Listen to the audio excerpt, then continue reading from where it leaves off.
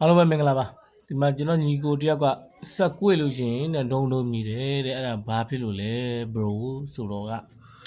ဆက်ကွေ့ရင်မြည်ရတဲ့အကြောင်းရင်းတွေကတော့အများကြီးပဲဒါပေမဲ့ကျွန်တော်သိတာလေးကျွန်တော်ပြန်လဲမျှဝေပေးမယ်ကျွန်တော်ပုံမှန်အဖြစ်ဆိုကျွန်တော်ခရော်လာကြောင်းလဲမြည်တယ်ရှောက်လန်းကြောင်းလဲမြည်တတ်ပါတယ်နောက်တစ်ချက်ကကျွန်တော်တို့ဒီဂီယာဘောက်ကဘယ်တစ်ဖက်ညာတစ်ဖက်မှာရှိတဲ့ sport ကအထိုင်နတ်ဒီ6နာမျိုးတို့အမှ29နတ်တို့ဒီပေါင်ချက်ကိုချုပ်ထားတဲ့နတ်နှလုံး6နာမျိုးတို့အဲ့မျိုးဆိုလည်းမြည်တတ်ပါတယ်ပြီးတော့ခရော်လာရော့ရင်လည်းမြည်တတ်ပါတယ်ဒါတော့အောက်ပိုင်းပေါ့နော်ဒါကျွန်တော်စဉ်းစားလို့ရကြလို့ပြန်ပြောတာကျန်တဲ့အကြောင်းအရာလေးလည်းအများကြီးရှိဦးမှာပါနောက်တစ်ချက်ကအဓိကကိုယ်ရင်မြည်တယ်ဆိုတာကကိုယ်တိုင်းမြည်တာလားကိုယ်တိုင်းမြည်တာလားဒါမှမဟုတ်ဝန်းထဲမှာမြည်တာလားဒါကုန်းပေါ်မှာမြည်တာလားကုန်းပေါ်ဆိုဟိုအချောက်မှာမြည်တာလားဒီရေထဲမှာရေစက်ကျင်းထဲမှာမြည်တာလားဒါမျိုးတွေရှိတယ်ဒါပေမဲ့ညာတော့ပြခုဖြစ်နေကြတာတော့ငါကိုဂီယာပေါက်ကဘယ်လိုနေထားမှမြည်တယ်တော့ကျွန်တော်မသိဘူးဒါပေမဲ့များသောအားဖြင့်အခုမိတ်ချက်စားသွားလို့မြည်တာကြတော့ကျွန်တော်တို့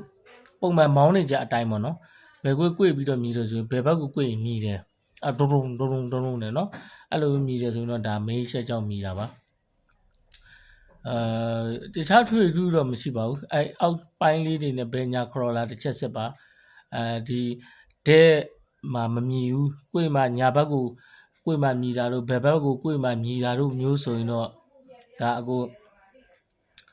တစ်ချက်စဉ်းစားကြည့်ရမှာကခရော်လာရော့တာလားဒါမှမဟုတ်ဆိုတော့ကျွန်တော်ပြောလို့ဂျန်နက်တွေပေါင်ရှက်နဲ့မှာရှိတဲ့ sport ကနက်တို့နော် sport ကနက်အကြီးအသေးပေါ့ဗျာအဲ့ဒါမျိုးတို့ပြီးတော့ဒီမိန်းချက်ဆိုရင်တော့မိန်းချက်ကကြတော့သူကဘယ်တစ်ဖက်ညာတစ်ဖက်မှာရှိရတော့များသောအဖြစ်တော့ကျွန်တော်တို့အကွေများတဲ့ဘက်ကိုညီတွေကဘယ်ဘက်ကိုအကွေများလဲတော့မသိဘူးဗျာဥမာပုံမှန်အဖြစ်တော့ကျွန်တော်ဆမောင်းသားတော်တော်များများတော့ဘယ်ကွေတာများတယ်ဘယ်ကွေတာများတဲ့အတွက်ကြောင့်မလို့ဘယ်ဘက်ကိုကွေရင်တော့မြည်တယ်ဒုံလို့အဲ့လိုမြည်တယ်နောက်တစ်ချက်ကဘတ်ဆုပ်လို့ဘယ်ညာဆိုရင်မမြည်တာမျိုးလည်းရှိတယ်နောက်ကိုကြတော့ဘတ်ဆုပ်တယ်ဘတ်ဆုပ်ပြီးတော့ဘယ်ဘက်ကွေညာဘက်ကွေအဲ့ဒါမျိုးမမြည်ဘူးဒါမှမဟုတ်တချို့ကြတော့လဲကိုယ်နောက်ကိုဘတ်ဆုပ်တဲ့ခါမှာဘယ်ဘက်တော့မြည်တယ်ညာတော့မမြည်ဘူးအဲ့လိုမျိုးလည်းရှိတယ်ရှေ့ကိုကြတော့လဲ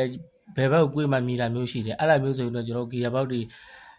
အတွင်းပိုင်းတွေပြန်လည်ပြီးတော့ကျွန်တော်ဖွင့်ဆက်တဲ့မှာလေနော်ရင်ဆုံးကတော့အပြင်ပိုင်းကိုတေချာလေးစစ်ပါနော်အားလုံးပဲကျေးဇူးတင်ပါတယ်ခင်ဗျ